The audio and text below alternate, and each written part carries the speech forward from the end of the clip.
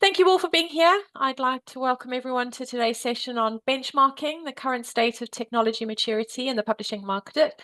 This discussion is brought to you by Renewed, the open network for specialized subscription, membership, and event professionals, in conjunction with our partners 67 Bricks.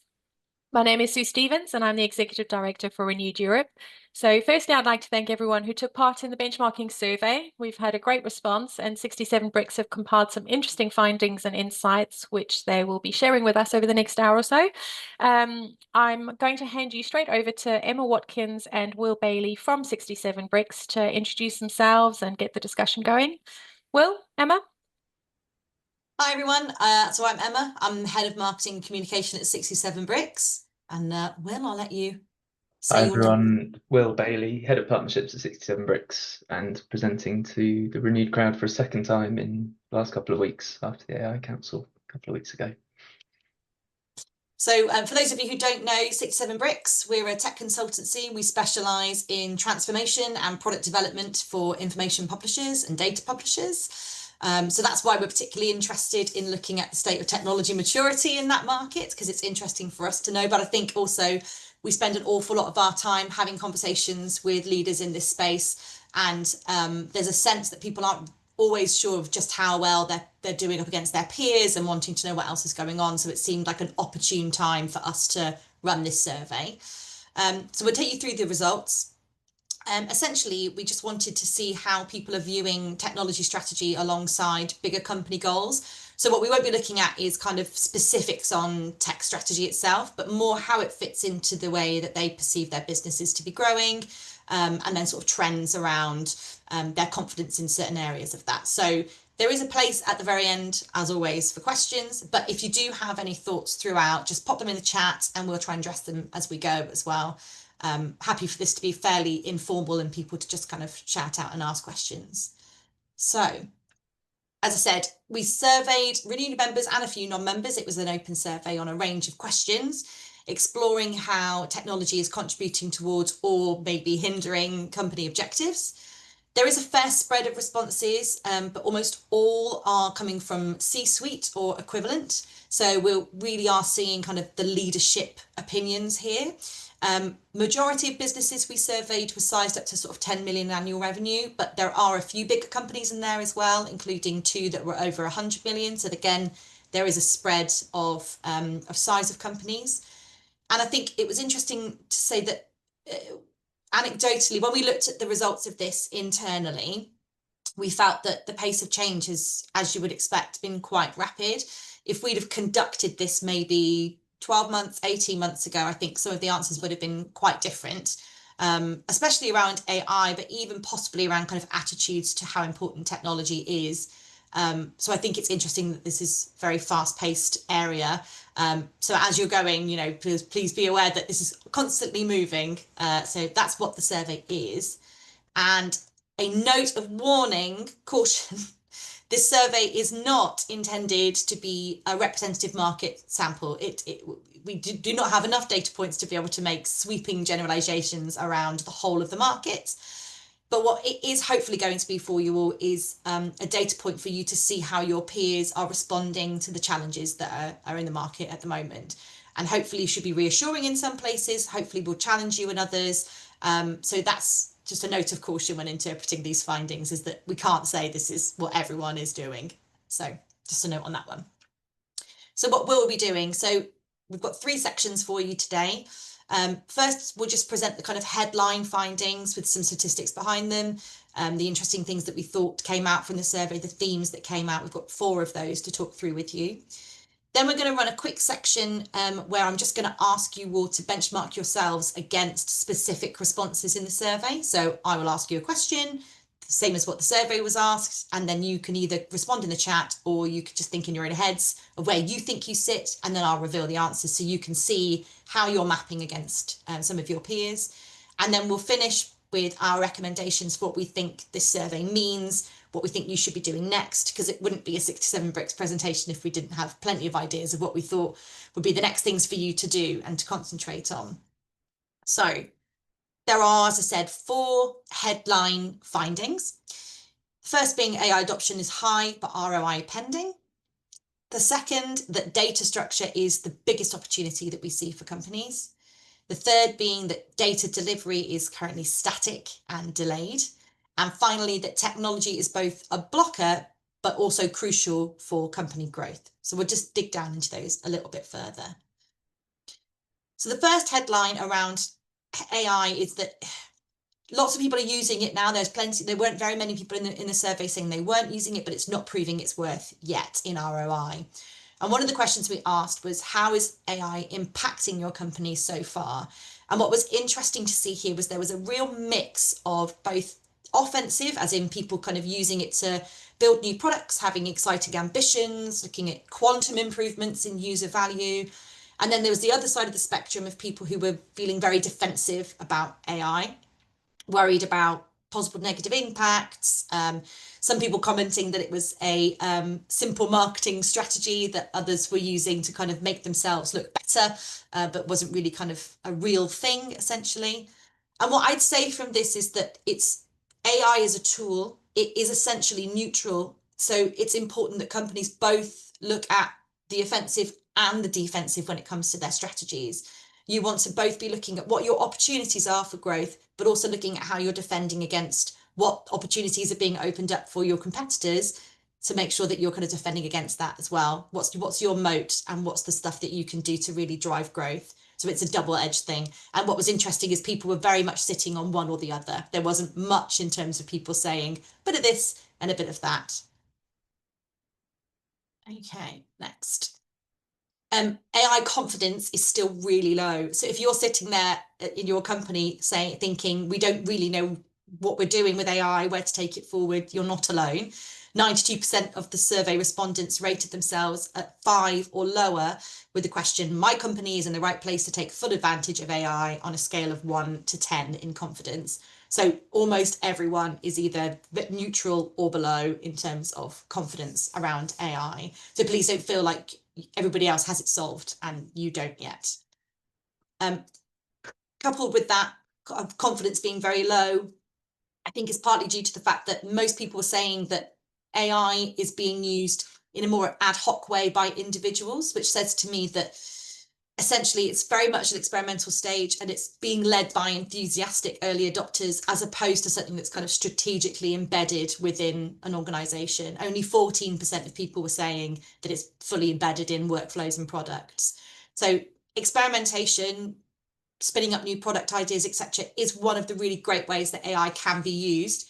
But the difficulty here is the next step of moving it into the real world, which is where I see then things like this, where AI usage is being stuck in really kind of low-hanging fruit use cases like content generation and repackaging. 76% of people said that was what they were using it for, was far and away the most popular use for AI, which, you know, in an industry where we're mostly dealing with lots and lots of words, doesn't surprise me at all. But the opportunities around kind of forecasting and new product development are not being realized just yet. And so as a result of that, I think ROI reporting is patchy, but potentially hopeful. So only 15% of people said that they had clear ROI for their AI projects, which is a really small number.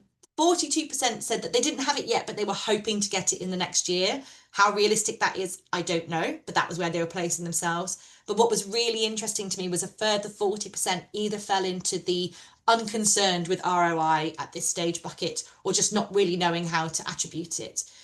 So there's a huge chunk of your peers who are doing stuff with AI, running experiments and have no way of knowing and potentially no interest in knowing whether they're actually bringing back returns. So I think the quicker that companies can move to a place where AI is being treated like any other tool and technology and it justifies its position and you can kind of clearly map its ROI, the better. Okay, I'll hand it to Will for the next one. Thanks, Emma. Marathon opening section there, thank you. I think those AI findings are really interesting because they kind of map quite closely to the stuff coming out of MIT recently about the kind of broader macro trends about AI ROI. So interesting to see that when we dial in on our little sector of the world, things are quite similar to the big macro picture. So the second headline finding is that there's a large opportunity around data and the way that it can be delivered to customers. With over 50% of businesses reporting that their content is locked up and inflexible.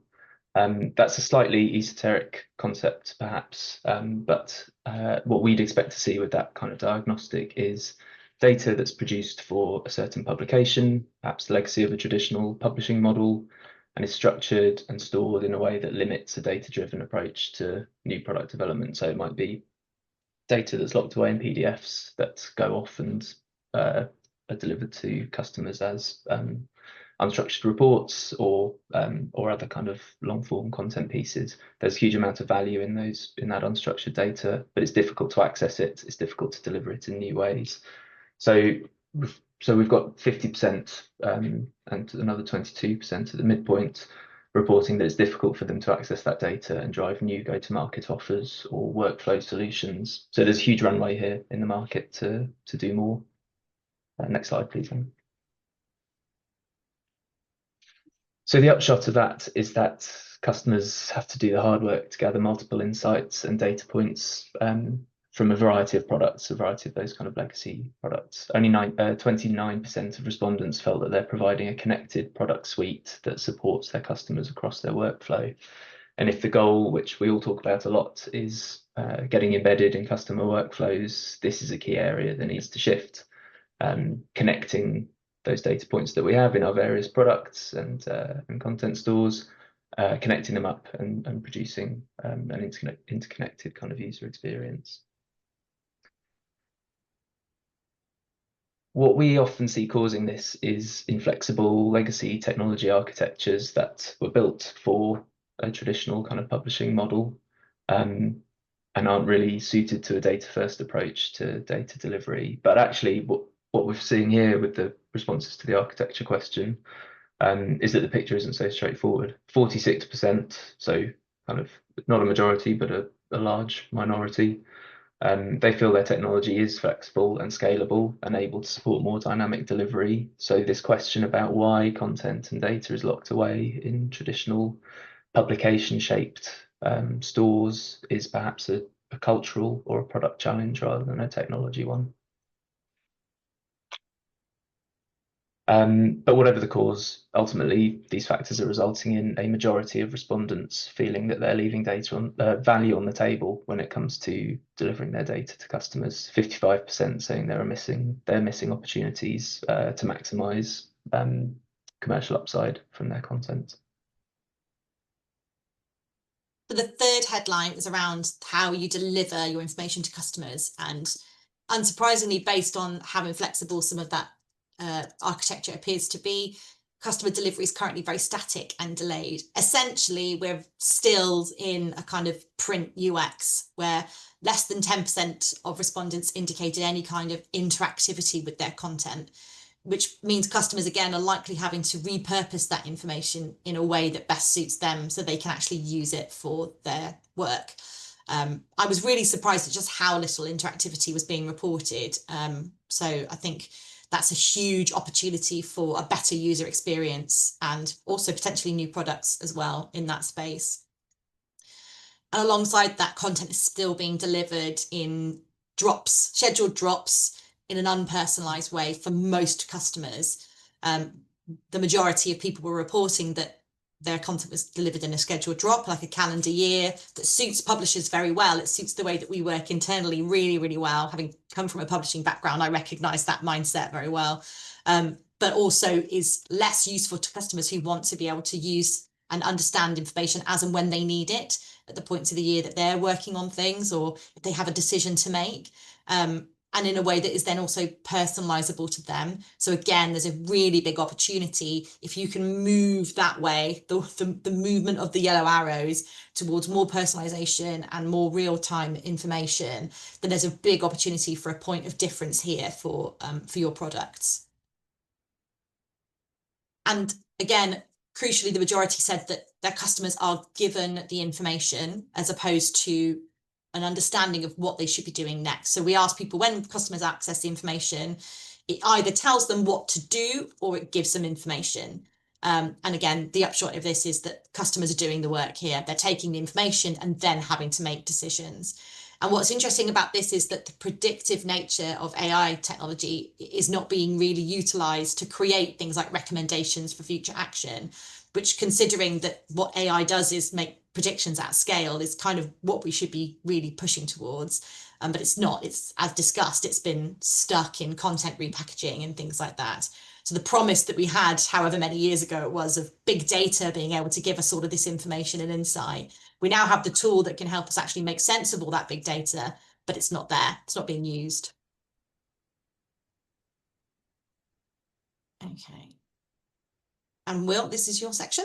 Yes, sorry, just coming off mute. Yeah, final headline finding, perhaps an unsurprising one given the focus of the survey and who we are as a business and the self-selecting nature of the group that responded, is that technology is really important to future growth. It's critical to future growth. But individual interpretations of what that means, there's an interesting range kind of in how people responded to this question, ranging from CRMs, internal operations, through to AI and technology being an essential driver of survival and growth. So I think although there's a broad acceptance, which we'll see in a later response, that technology is critical to us moving forward, what that means to individual businesses actually varies really quite a lot. So it's there's an interesting kind of range there.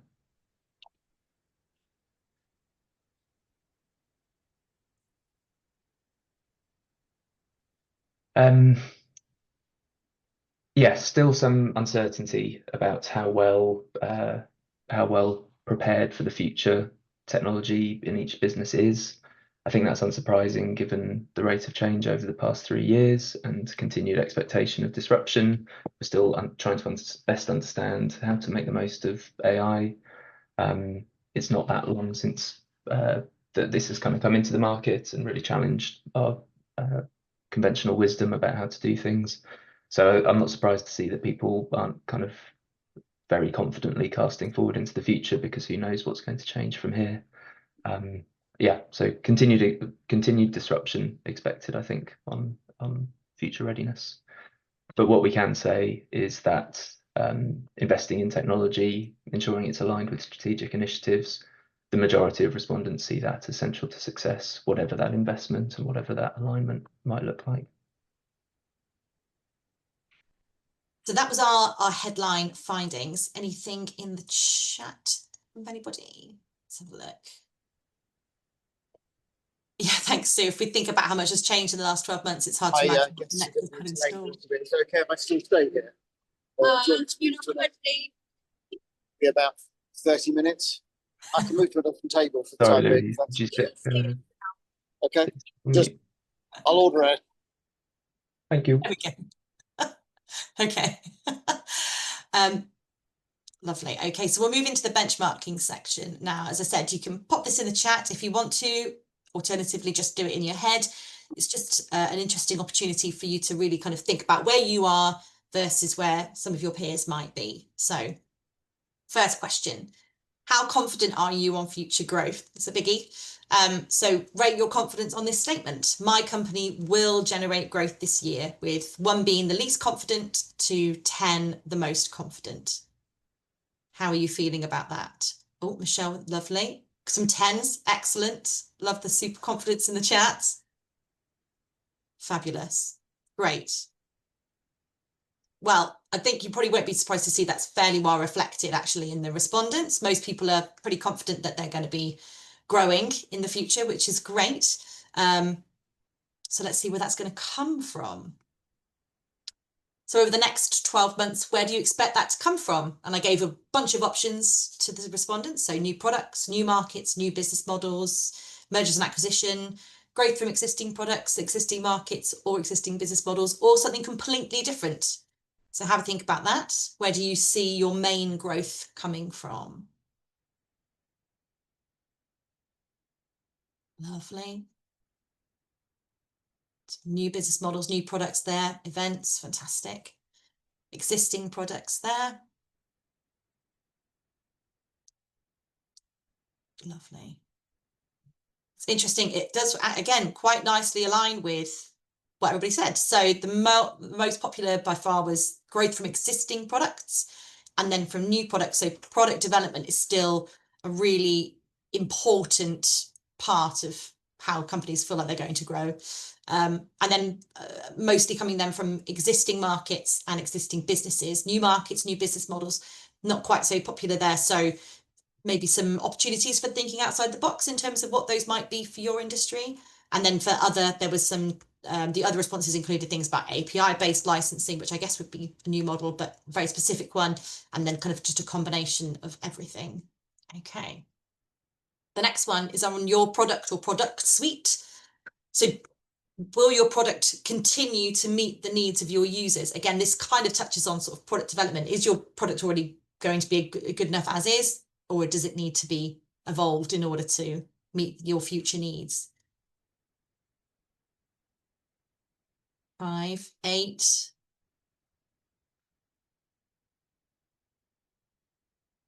Great. Thank you all for being so open, by the way. That's great. Okay. It has to be 4. Fair enough, Louise. Fair enough. So it's interesting. People were a little bit more confident than they are in the chat here about whether they felt it was going to need to evolve, but certainly it was not the full on, we are absolutely going to achieve growth 10 out of 10 that it was in the first question. So I think, again, it just says, you know, product development is still going to be super important, which reflects, you know, the idea that it's going to come from new and existing products. You have to keep moving forward. So I don't think it's a bad thing that people feel that there's work to be done. There's always work to be done to meet the needs of future users. And then the last one, I think, is, are your teams set up for success? So do you have the skills and capabilities in-house at the moment to take you into the future? And again, rate from 1 least confident to 10 being the most confident. 7, 7, 9, excellent. 6, 7, 9. So skewing more towards the more confident, but again, not quite at the level of full confidence that you have everything you need in-house at the moment to go ahead. So again, very similar to our findings here, less confidence. Clearly there is some skills gap here, whether that's in specific technologies or specific business models, for example, but there is a sense that perhaps kind of external help or training might be needed in order to really get to those future growth goals. Lovely. I think that's really interesting that there's kind of that all the responses in the chat have been very well aligned to, I mean, there's lots of respondents to the survey here, so it's not that surprising, but that the teams being set up for success and confidence in existing capability is a bit lower than overall kind of confidence about growth. And I wonder if that's to do with not being sure about the capabilities that are going to be required for success in the future, or maybe those are changing and expectations of existing teams are going to be different. I wonder if anybody's got thoughts on why that might be, people that are less confident about their kind of existing capability.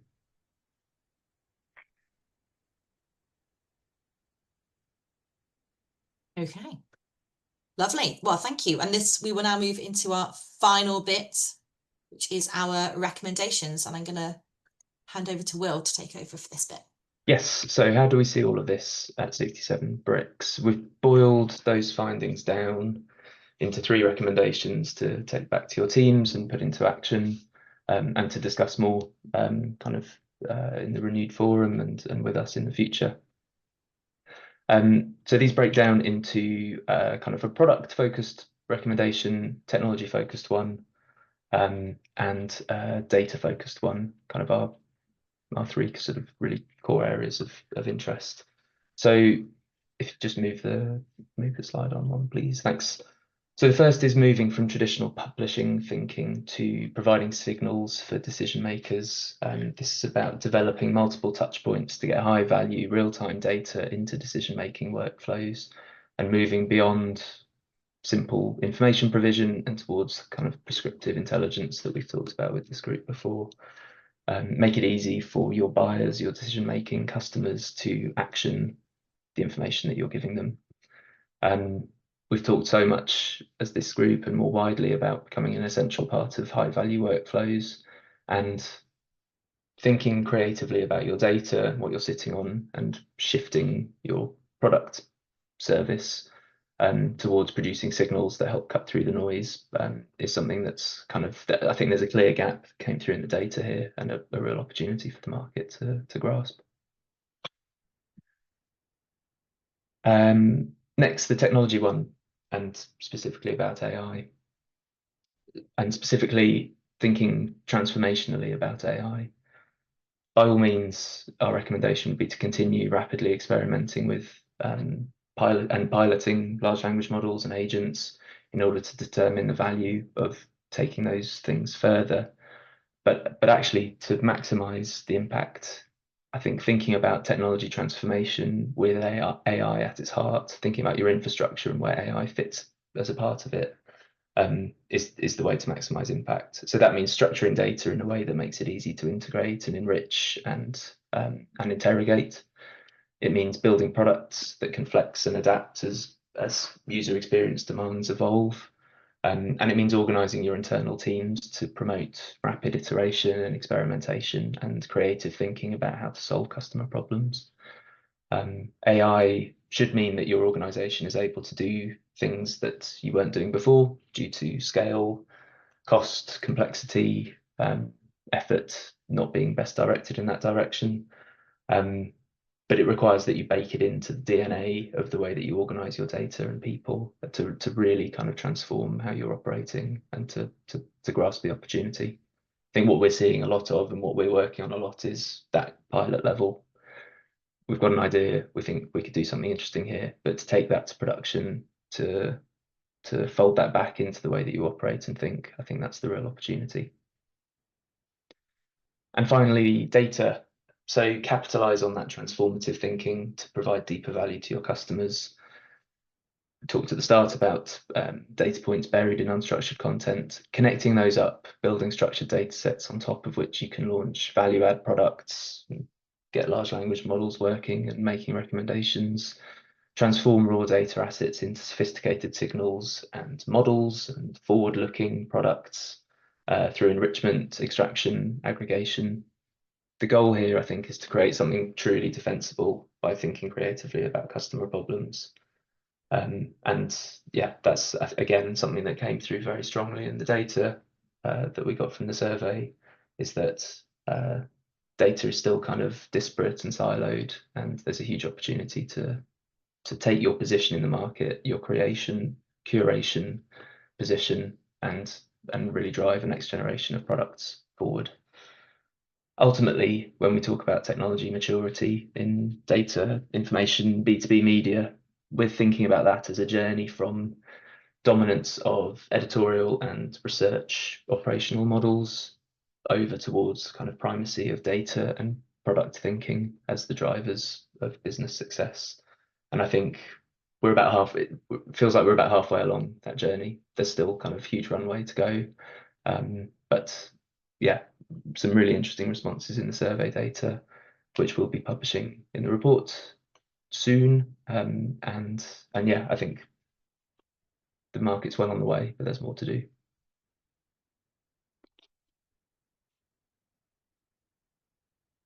Okay, so that's the end of our kind of presenting, talking at you section. If there's any questions, more than happy to take them now. Alternatively, you can contact us anytime if you want to discuss anything further. Does anybody have any thoughts or questions, things they were thinking would come out differently or surprises in the data? No. Fair enough. I think the fact that in the benchmarking section you all aligned pretty strongly with what was already coming out means that there's probably no major surprises in there for you, but hopefully there's some food for thought anyway. Thanks, Victoria. So yes, thank you all very much for your time, and then we'll give you back some time in your day, which is probably the most valuable thing anyone gets in a day anyway. Lovely to see you all. And as I said, if you want to ask any questions or get in contact with Will or I, please just get in touch afterwards. More than happy to just chat about this stuff with anybody that would be interested in that. Absolutely, yeah. And keep an eye out for the report. Yes. Coming soon. Yeah, we'll send that out with a copy of the recording and the slides early next week. Thanks, Will. Thanks, Emma. That's really, really interesting. Lots of food for thought. Thanks, everyone. Thank you all. Thanks, Steve. Thanks all. Bye.